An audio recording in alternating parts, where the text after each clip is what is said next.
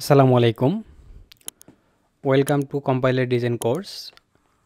গত পর্বে আমরা আলোচনা করেছিলাম ফাংশন অফ লেক্সিক্যাল অ্যানালাইজার নিয়ে। তো আপনাদের যদি মনে থাকে তাহলে আমরা গত পর্বে এই পর্যন্ত কন্টিনিউ করেছিলাম। আর আপনি যদি এই ভিডিওটা যদি আপনার নতুন হয়ে থাকে তাহলে আমি রিকমেন্ড করব আপনি সিকোয়েন্সিয়ালি ভিডিওগুলো দেখেন, তাহলে এটা আপনাকে হেল্প করবে আপনার লার্নিং জার্নিতে। তো চলেন আজকের ভিডিও আমরা শুরু করে দেই। গত পর্বে আমরা লেক্সিক্যাল ফাংশন অফ লেক্সিক্যাল অ্যানালাইজারটা দেখেছিলাম। তো ওইটারে আজকে আমরা কিছু প্র্যাকটিস দেখবো আর কি। তো এটা কিভাবে কাজ করে আমরা এই আমাদের ফাংশন অফ লেক্সিক্যাল অ্যানালাইজার যেটা আমরা শিখেছি এটাকে আর একটু আমরা আমাদের প্র্যাকটিস করে দেখতে চাই আমাদের লার্নিং লেভেলটাকে আর কি। তো চলেন শুরু করে দেই।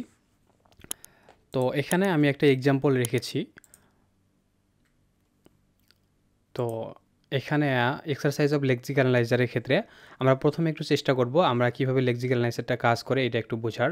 সো এখানে ফার্স্ট এক্সারসাইজটা হলো find the multiplication of x and y. তো আমাদেরকে এখানে একটা ফাংশন লেখা আছে, এটা একটা ফাংশন। সো এই ফাংশনের মধ্যে কতগুলো টোকেন আছে এটা আমাদেরকে বের করতে হবে। তো আমরা কি জানি, আমরা জানি হচ্ছে লেক্সিক্যাল অ্যানালাইজার পুরো আমাদের প্রোগ্রামটাকে স্ক্যান করবে। স্ক্যান করার পর হচ্ছে কতগুলো টোকেন আছে এই টোকেনগুলোকে সে আইডেন্টিফাই করবে অর্থাৎ সেপারেট করবে। আর আর ফাংশন অফ লেক্সিক্যাল অ্যানালাইজারের কাজগুলো কী কী ছিল আমাদের, যদি কোনো সে কমেন্টস পায় সেগুলোকে সে রিমুভ করবে, যদি হোয়াইট স্পেস পায় সেটাকে রিমুভ করবে, এরকম আরও যে কাজগুলো আছে। তো চলেন আমরা দেখি এখানে মূলত আমাদের কয়টা টোকেন আছে। তাহলে আমরা প্রথম থেকে যদি প্রোগ্রামটাকে একটু গ্রো থ্রু করি তাহলে আমাদের প্রথমেই আমাদের একটা কমেন্টস আছে এখানে। সো কমেন্ট দিয়ে আমরা লিখেছি যে find the multiplication of x and Y.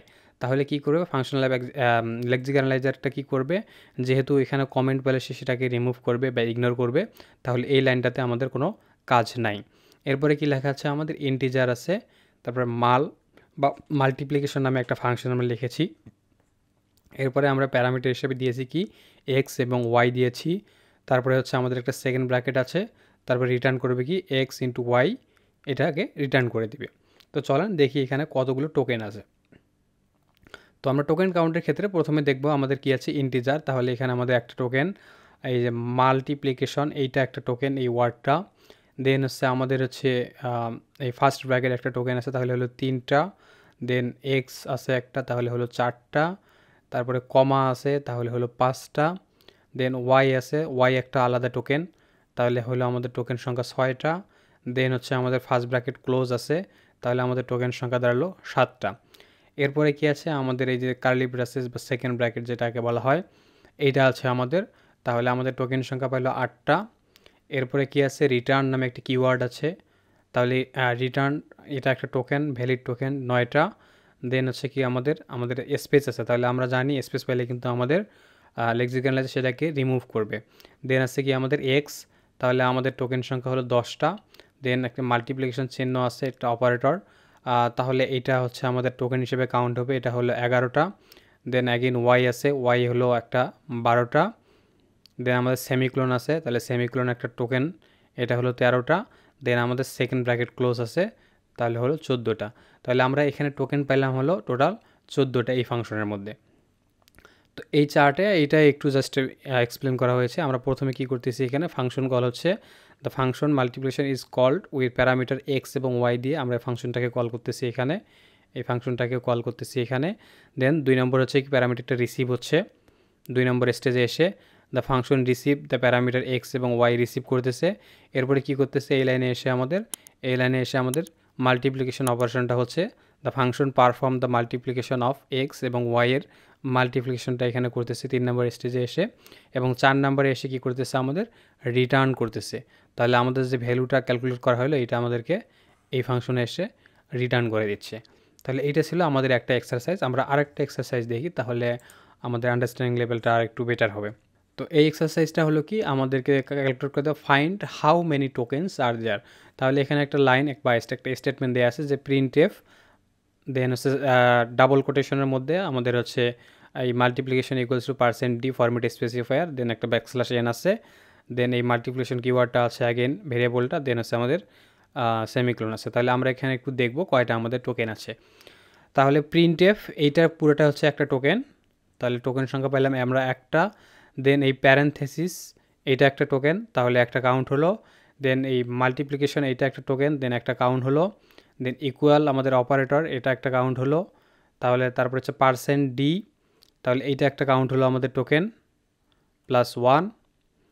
Then sorry এখানে একটু আমার মিস্টেক আছে। আমাদের এখানে একটা নোট আছে, এখানে আমাদের টোটাল 7টা টোকেন আছে। তাহলে এই যে এই প্যারেন্ট এখানে যে হচ্ছে, অর্থাৎ এখানে একটা নোট আমাদেরকে নিতে হবে, মাথায় রাখতে হবে। সেটা হচ্ছে এই ডাবল কোটেশনের মধ্যে যা কিছু থাকবে, এই ডাবল কোটেশন, এইটা হচ্ছে আমাদের একটা ডাবল কোটেশন, তাই না? এই যে এই ডাবল কোটেশনের মধ্যে যা কিছু থাকবে, এই সম্পূর্ণটাকে একটা টোকেন, এটা একটা স্ট্রিং অফ টোকেন হিসেবে এটা কনসিডার হবে। তাহলে এইটা হচ্ছে আমাদের একটা হিসেবে কাউন্ট হবে, দেন মাল্টিপ্লিকেশন আবার একটা হবে, দেন হচ্ছে আমাদের প্যারেনথেসিস ক্লোজ, দেন হচ্ছে সেমিক্লোন। তাহলে এখানে আমাদের টোটাল টোকেন সংখ্যা আছে 7টা। তাহলে এইটা আমরা একটু গ্রাফের মাধ্যমে ভিজুয়ালাইজ করার চেষ্টা করেছি যে how many tokens are there. তাহলে 7টা টোকেন আমাদের এখানে আছে, এবং এটাকে what is considered a token. তাহলে every token, everything between the double quotes is a string and counts as a single token.